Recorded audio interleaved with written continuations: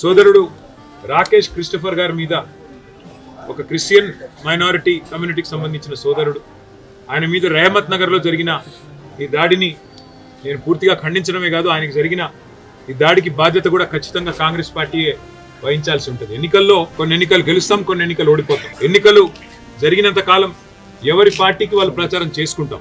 ఎన్నికలు అయిపోయిన తర్వాత కూడా ఈ రకంగా కక్షపూరితంగా వ్యవహారం చేస్తాం, ఈ రకంగా రాజకీయం చేస్తాం, రౌడీజం చేస్తామంటే తెలంగాణ ప్రజలు అన్నీ చూస్తున్నారు.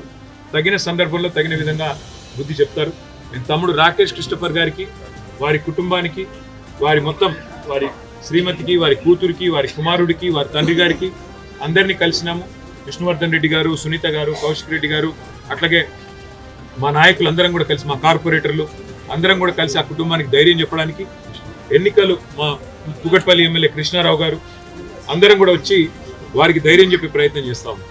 అట్లాగే నేను ఇంకొక మాట కూడా ఇస్తా ఉన్నా, ఎన్నికల ముందు చెప్పాను, మళ్ళీ చెప్తా ఉన్నాను. జూబ్లీహిల్స్ నియోజకవర్గంలో ఏ కార్యకర్తకి ఏం జరిగినా కంటికి రెప్పలాగా కాపాడుకునే బాధ్యత నాది.